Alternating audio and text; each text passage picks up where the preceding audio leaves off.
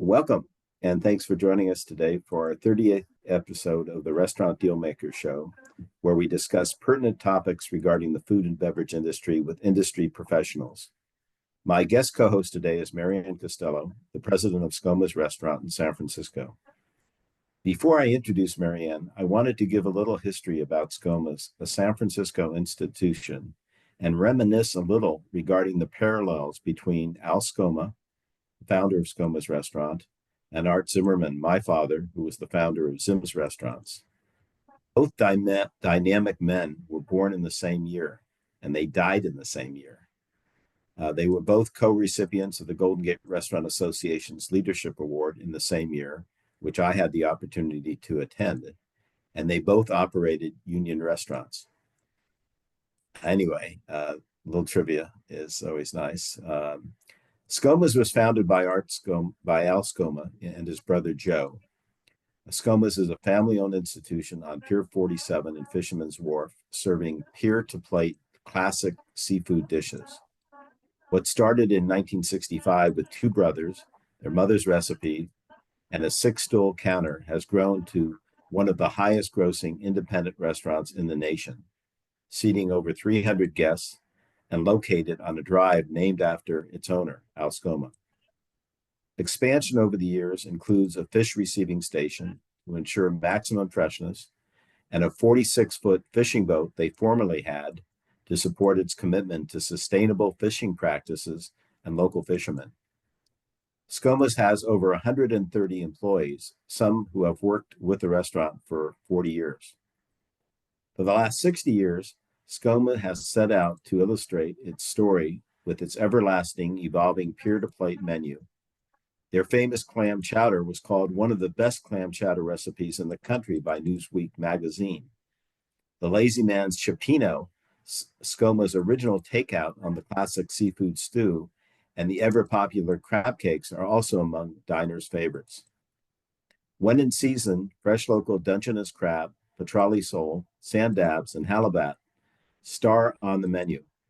Certified by the Aquarium of the Bay Sustainable Seafood Alliance, Scoma's is committed to serving 100% sustainable seafood and supporting local fishers and farms. The well-appointed bar is known for the 1965 Manhattan. It's aged 965 hours in charred oak barrels, the signature Bloody Mary, and a variety of seasonal handcrafted cocktails.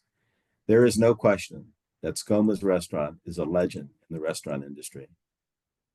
Mariann began her restaurant career in 1983, working as a hostess in a small restaurant inside the Emporium, which at one time was a very famous department store in San Francisco and throughout California. In 1984, she accepted a position at Scoma's restaurant handling daily accounting. She transitioned from the back of the office to operations and worked as a manager for 5 years before accepting the role of controller. In 2022, Mariann became an officer and served as vice president until 2019, when she was elected president. Today, she uses all of her experiences to navigate these challenging times in the restaurant industry and to work in any capacity that is required. She still enjoys helping customers with reservations and information the most. She loves the customer interaction. Mariann explained that the host and receptionist role is her favorite. She believes in giving back and has dedicated her career to helping improve the industry and people's lives in so many ways. Her commitment to excellence and her proactive approach have made her a role model for aspiring culinary leaders. She served as president of the Golden Gate Restaurant Association, the president of the San Francisco Taxicab Commission, chairwoman of the San Francisco Travel Association Board, and chairwoman of the California Restaurant Association, the most powerful restaurant organization in the state. She also served as a board member of the San Francisco Chamber of Commerce Board and was treasurer for the Tourism Improvement District, a Moscone Expansion District Board, and as a trustee for the Golden Gate Restaurant Association Scholarship Foundation. In 2009, Mariann was selected by the San Francisco Business Times as one of the most influential women in business in the Bay Area and inducted in the Forever Influential Honor Roll in 2010. Mariann is the recipient of Lifetime Achievement Awards from the Golden Gate Restaurant Association and the Chefs Association of the Pacific. As the past chair of the California Restaurant Association Board, she has also played a pivotal role in shaping the future of our industry. Her leadership and vision have elevated her restaurant and inspired countless others to adopt sustainable practices and give back to the community. So it's a real pleasure for me to have Mariann be our co-host and her remarkable journey and have her share her remarkable journey with our audience. So welcome, Mariann. And I'd like to begin by asking you the first question. What is your favorite part of the hospitality business? Well, thank you, Steve. And as you noted, my favorite part of hospitality is just that, hospitality. So my ability to go downstairs from my office upstairs to the restaurant at any given time and greet customers, answer questions, seat them, talk to them about where they're from, then putting on my visitor hat. I like to also, give them insight to San Francisco as a native. And that's the best part. There's a lot of other components to hospitality and being in the restaurant business, but that's my favorite. And Steve, I wanted to say when you were talking about your dad and Al Scoma and the similarities and them receiving that award from GGRA, I had the privilege of being president of GGRA at that time. That was the first of our awards, and they were the first recipients, along with a few other iconic restaurateurs. So when you were talking about that, it brought back a very fond memory. Yeah, I know it was in a fancy restaurant up some tall building. Do you remember where that was? Carnelian Room, the Oh, Carnelian Room at the Carnelian. Oh, Bank yeah, of America building. that was a great Yes, place. it was a Yeah, wonderful place. yeah. When did they close the Carnelian Room anyway? Oh gosh, in the late 2000s, I think. Yeah, that was Or early, fabulous. yeah, early 2010. I'm not exactly sure. I might be off on that, but Yeah. it was really a wonderful spot. Yeah, yeah. For those listening that don't know the Carnegie Room, it was on the top floor of the Bank America building, right? Is that right? Yes, Which the was at one 52nd time floor. was one of the tallest buildings. It may have been the tallest building for a while, maybe other than the Transamerica building until they built the Salesforce building. But it was definitely Yes, it's I one of the believe top. so. Yeah, a lovely place. Yeah, I didn't Yeah, realize you were the president at that time. Yeah, that was yes, that was really a nice event for sure. yes. So what event or events have been most challenging in your career, and how have you dealt with these challenges? And needless to say, there's never any challenges in this business for sure. Right. Of course, there were always a few, but I think of all of them, and I was around for the Loma Prieta earthquake and 9/11 and the financial crisis, the different things, .com boom and bust, but really COVID. COVID was the most challenging because it was to me, it felt like the longest, and it was ever changing. And my role was to provide an environment for guests when we could have them dine in or food to go, and whatever number of employees we had at any given stage of the pandemic to ensure their safety as well. And it became all consuming because things changed.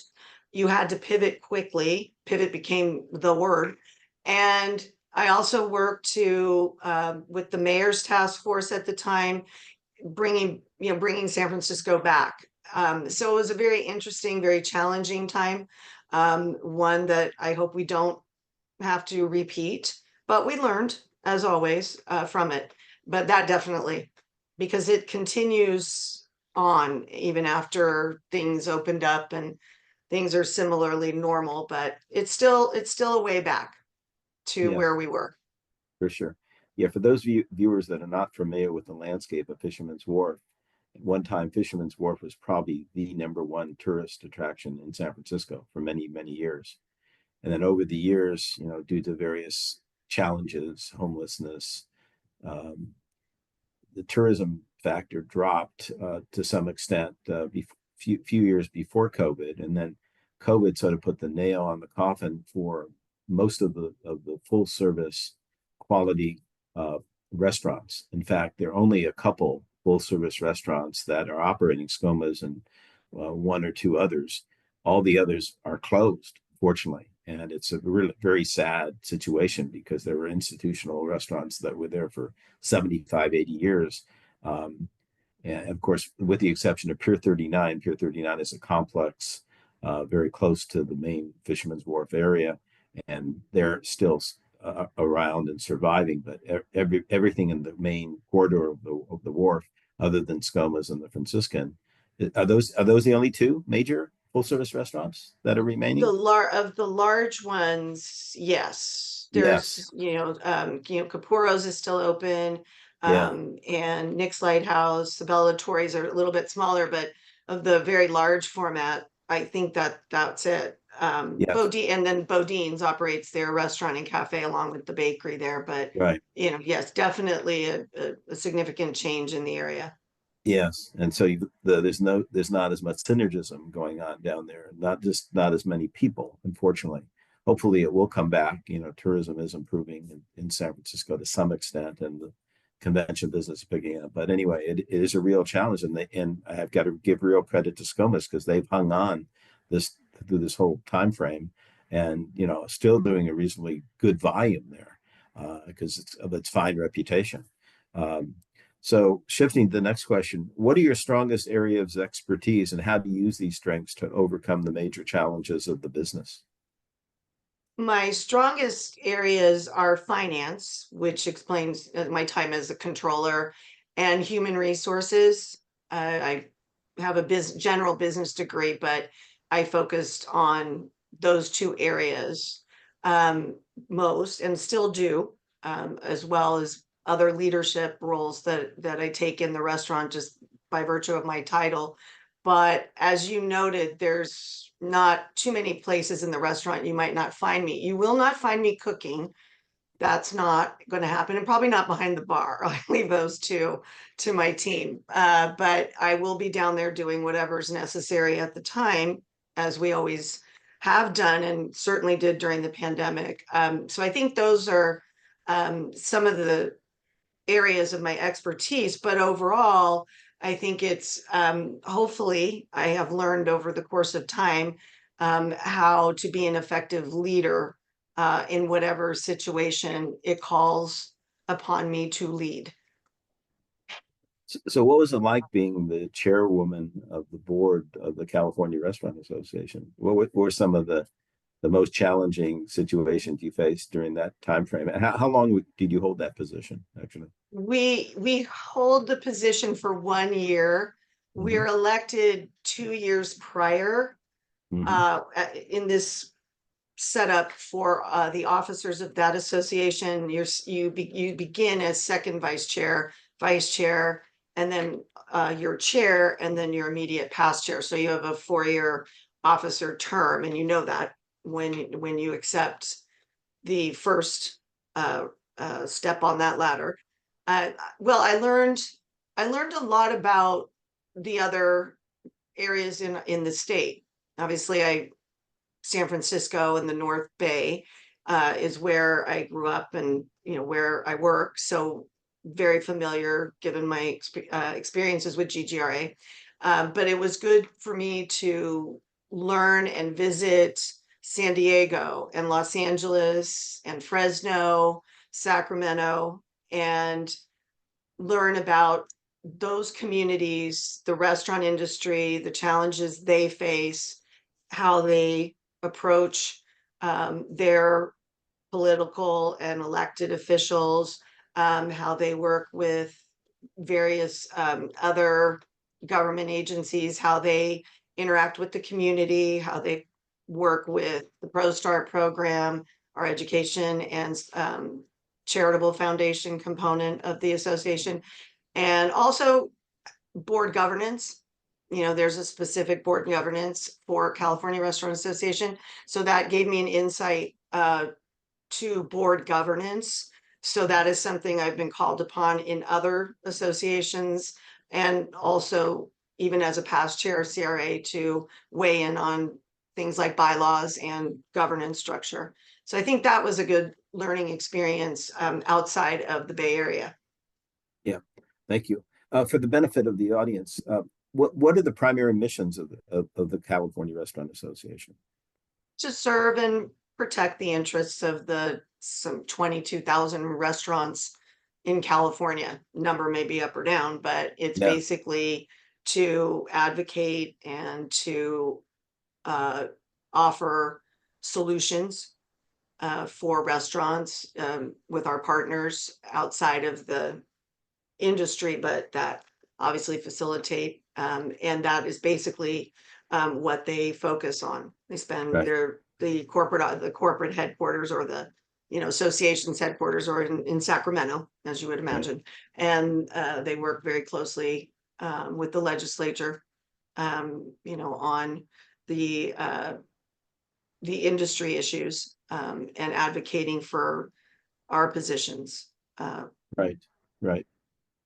So they do a certain amount of lobbying, so to speak, with the Yeah, state yes, legislature. yes, Yes, yes, for the benefit. advocating, as well Yeah, as membership benefits, so there's various components, education. And then of course, the Restaurant Cares, the foundation, which has been instrumental in getting relief, for instance, the LA fires. right, So there's various components to the association. And of course, yes, advocating is definitely a large part of the work that they do on our behalf. sure, sure. So the industry is changed quite a bit, as a result of COVID, and again, all the challenging factors in costs, i.e., the $20 minimum wage for fast food franchise chains with 60 or more units, setting the bar at $20 an hour since April 2024, which is I sort of set the bar for the whole industry. The insurance costs, exasperated by, the fires we had in Northern California and now in Southern California. And, you know, it increased taxes, increased operating expenses all across the board. How do you think restaurants are going to be able to survive through all this in California? It's such a challenge. I mean, how do One you thing how, I know about restaurateurs, yes. they're resilient. Uh-huh. I've learned that over the 40 plus years that I've been involved, and then, with all the various colleagues, both GGRA, CRA, um, we seem to find a way.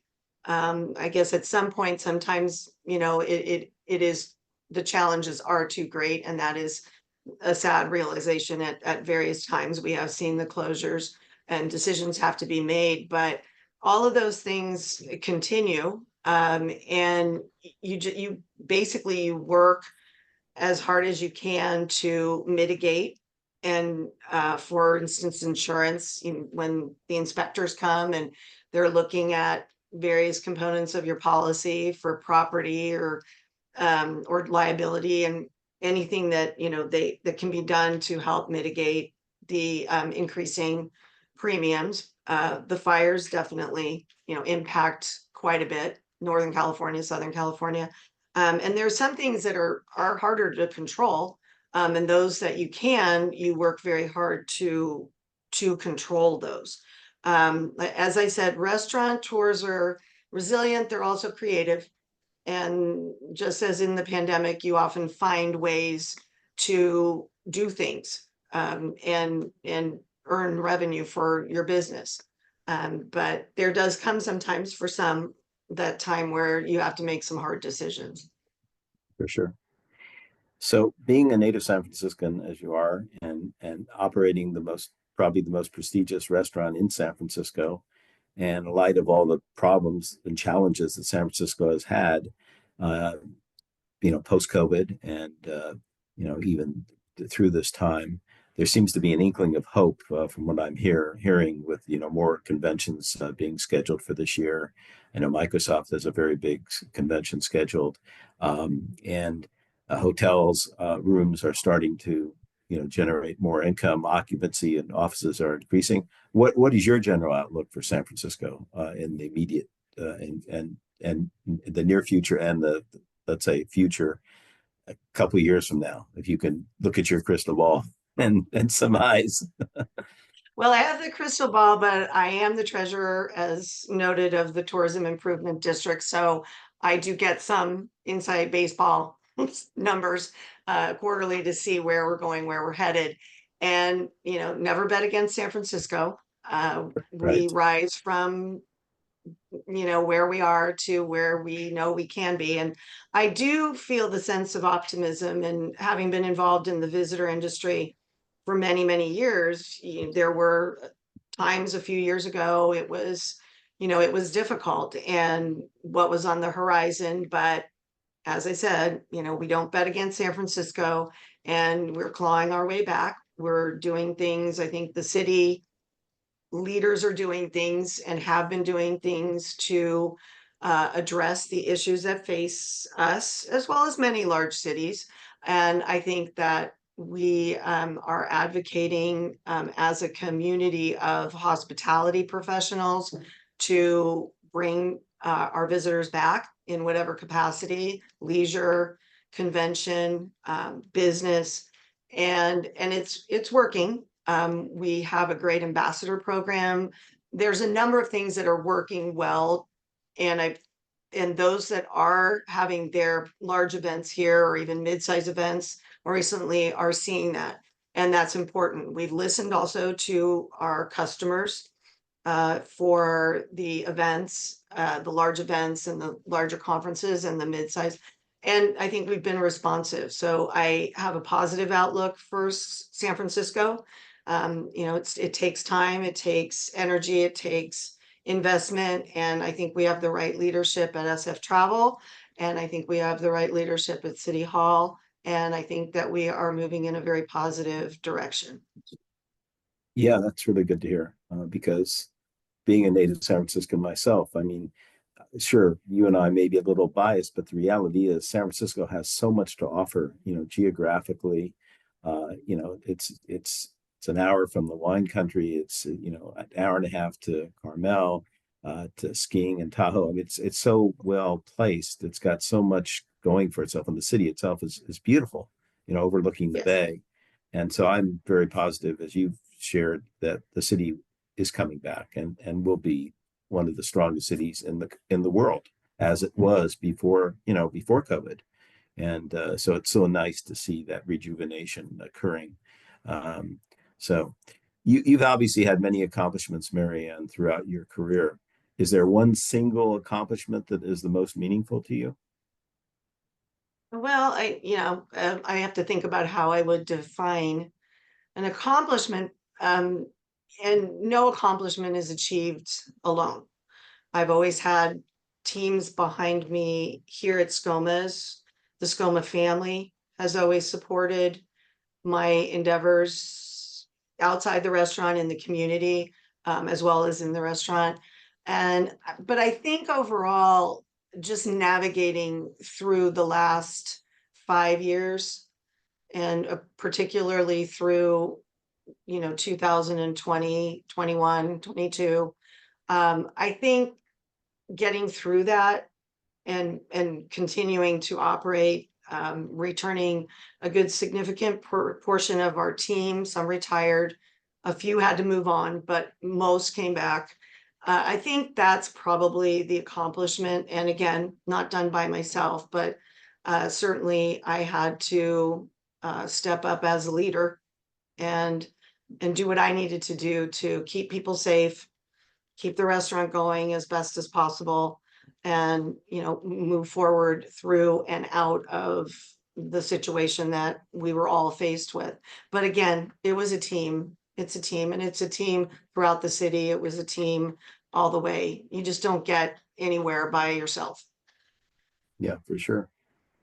So obviously you're, a true leader. And what are the qualities that you sort of practice that, make you the success that you are as being a leader of a major, you know, organization? I think the important things for a leader: number one, you lead by example. And beyond that, I think it goes to communication. I think that is a catalyst for success or can be a road to failures. Listening to people is key. Listening is the most important of those. And Yes. then working in collaboration, whether it be with the team, an employee committee to, the employee safety committee, things that where people feel, and they do here, that they have an ability to provide feedback, whether it's to me or to Tom or even Al before, but we always had that open door. We may or may not end up going the direction, but it usually leads to some type of an effective change, or at least a discussion about what they bring up. And I think that's important. And then working collaboratively with the entire team, and listen, but really listening to when they give you feedback. And something is, you want to address something, sitting down with the dishwashers and sitting down with the cleaning guys and the busser, they'll give you their feedback and what their challenges are. And I think that's critically important, to listen. Absolutely. Yeah, we talked about that the other day. That's Yeah. why God gave us two ears and one mouth. So we listen more. Yes. So how do you Yeah. tactfully handle situations where employees are giving you what they consider to be constructive input and you don't agree with that input? How do you tactfully deal with that kind of a situation? Well, first, depending on what it is, we accept the feedback. And I try not to, let's put it that way, respond with my initial thoughts Right. and listen to what it is, and then think about it, and then get back to them and say, well, we appreciate the feedback and understand where you're coming from. And this is what we see and why we can do some or why we cannot really implement that. Or we'll take a look at where we're headed. So there's just ways of doing it that are appreciative of their caring, and their willingness to speak up and offer feedback, and perhaps why or why not something may work, or part of it'll work, or because we don't want to discourage, because there Sure. often are good ideas that have Right. come, from the team. They're the Yeah. ones executing. Yeah. Somebody once said, I was at an event in Fresno, I think when I was board chair of CRA, and somebody was receiving, and I don't even remember exactly who, one of the awards for best in the valley, and he was talking about ideas, and he said, ideas are great and moving them forward, he said, but execution is priceless. And I thought, I've never forgotten that. Execution is priceless. Yes. Being able to walk your talk. Yes. Right. I hear you. No, that's very well said. You've got to be tactful and receptive, uh, Hmm. and let it settle. And if it doesn't make sense, you just got to Right. sort of tactfully explain, the reasoning as to Right. where If you're we going. can't Yeah, execute it the way we need to and the way that it will work, this may be the reasons why. sure, sure. No, and obviously you've been very tactful because I mean you've been there 40 years and you've been working with some of these people 40 years. So obviously Yes. what you're saying it works to have the kind of longevity and loyalty that your employee base has in your organization. So that's a real kudos to you and to Tom and the other leadership of your company, for sure, Yes. to keep that going. Thank you. So technologically speaking, technology seems to be, affecting everything in life, obviously, and it's had an impact on the hospitality industry. And so, have you adopted any kind of technology in your business, and how has it impacted operations? And Well, we look at it, technology. So the obvious technology and keeping up with newer products and point of sale. Our current system's 2 years old, so that, it's not that you change those frequently, but what system you do you have to use? do it every so often. And then, but using things that are like further down the line, I think some of my individual team members, managers, or things, if they're writing, they will use it. And it's becoming more and more prevalent I think for a lot of restaurateurs, and just maybe if you're going to write a document or do something that's very helpful. I think that there's some uses, we haven't adopted it, for the reservations or answering the phones, been approached by some things, and it's a fine line. We do have employees that have been here a long time, including myself. So you have to be able to adapt the staff to whatever direction you're going. Fortunately, I have an IT person on staff, which also can do bookkeeping and multitask. And right now she's downstairs with the new phone installation. So, No. we do move forward with various technology, but once again, comes down to that execution of getting something implemented, training the staff, and then making sure that it works for our customers, for our staff in a positive way, and getting there. So it's not a small endeavor for us. But we also still like to make sure there's the personal touch. Al Scoma was always a proponent of people answering the phone, which is not always easy to do it, when it's busy, but as best as possible, that human to human contact Right. and, getting a person. And I think that is something that we still try to keep as part of how we deal with our reservations or guests calling in, or, question, whatever it is, that it's not so driven by only technology. We did try like chat type bots several years ago, even before the pandemic. But sometimes the answers they provided weren't exactly where we wanted to be. So we do try to still implement the personal touch. Sure. No, Al Scoma, the founder, and his brother, but I know Al in particular, who was very active in the business, and he was the primary leader. What kind of influence did he have on you in terms of your whole philosophy and dealing with customer service and hospitality? Regarding customer service, Al, from the time I worked here, Al always had an office, but he was really in his office. That's not where he wanted to be. He was downstairs in the restaurant. And so people could see him. And I worked as a manager for those 5 years. And so and sometimes even his brother Joe would come down, who was retired, and meet him. But people love the fact that there was Al Scoma. And I think that was something that I learned, which is part of what I love doing myself. And his daughter Sanchia does it. And it's just being present and interacting with the guests. And so and he also would say things like, if you don't take care of the customers, well, they'll tell 10 people who will tell 10 people. And it goes on and on. And it's true today, except that it's magnified on social media platforms and review sites. So it's critically important that we take care of our guests and we take care of our employees. That was another philosophy. And to make sure that financially things were moving in a direction that you could either grow the business or whatever you needed to do to improve or invest, whatever that looked like, that was part of what you did. So I think it was clear. He had an overall perspective of what it took. And no one can deny that he had success doing that.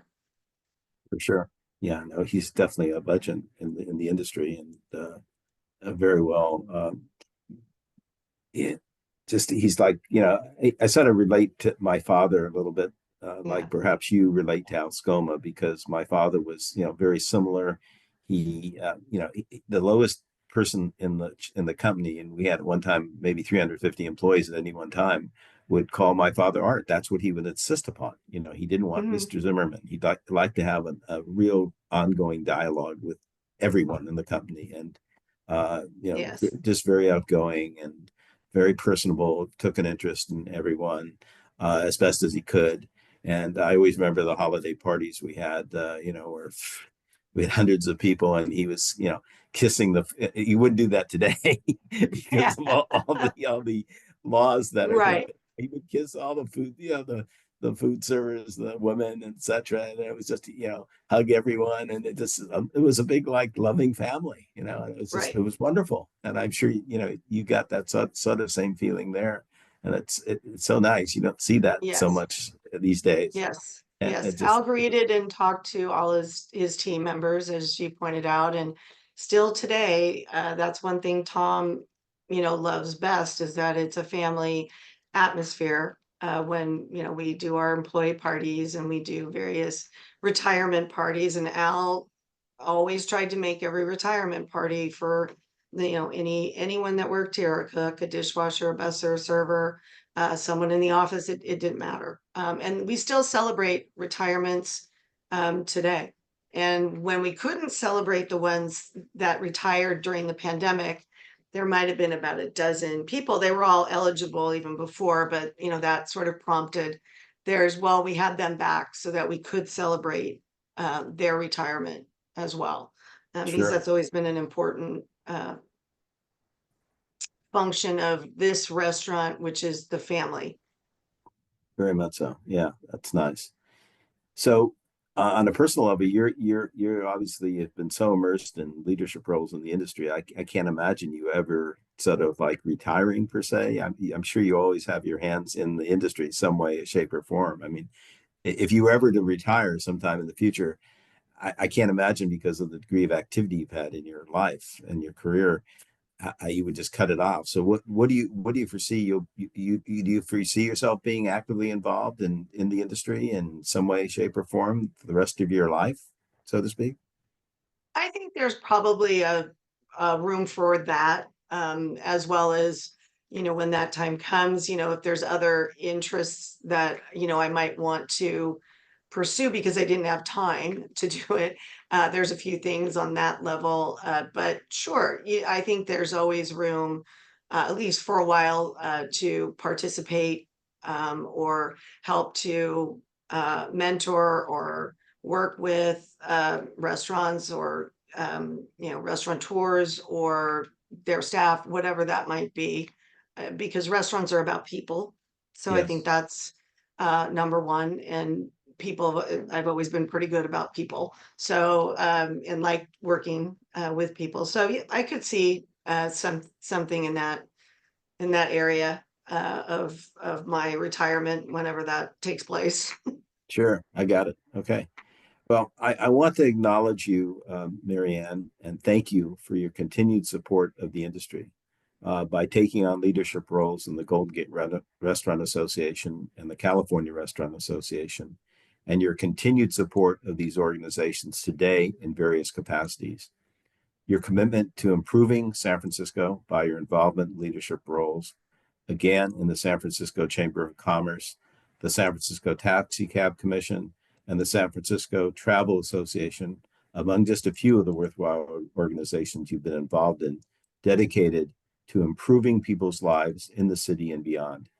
Thank you for your presentation today, and best wishes for continued success. And if someone wants to get in touch with you, what is the best way to do so? The best way is probably through email, mcostello@scomas.com. Okay, thank you. Thank you so much. Our future Dealmaker show co-hosts for the 2025 include in May, Jess Ziff Cool. She is cool. She's a chef owner of the Fleet Street restaurant, founded over 4 decades ago, and she's still operating it. And it's been a Silicon Valley favorite since 1980. In June, Charles Chuck Frank, a partner in CAF Restaurant Services and a legend in the restaurant industry, having served roles that range from director to chief financial officer to chief operating officer to president of numerous well-known restaurant companies in the past 35 years, including Spectrum Foods, Il Fornaio, Poggio, Johnny Rockets, and the Daily Grill. In July, two of our most successful agents, Patrick Tota and Andy Maribel, who are both former restaurant owners, who also co-host the popular podcast Restaurant Deal Making Exposed. In August, Emily Winston, the founder and CEO of Boychuk Bagels, which has been acclaimed as the best bagel in the Bay Area, and they opened its first store in Berkeley in 2019, and now currently have 9 San Francisco Bay Area locations and 1 in LA, as well as shipping their bakers throughout the country. And in September, my client, in the process of selling his restaurant, which is public knowledge, it's the Walnut Creek Yacht Club, which is one of the most popular seafood restaurants in the Bay Area. They try to strive to Scoma standards. He's the chef owner.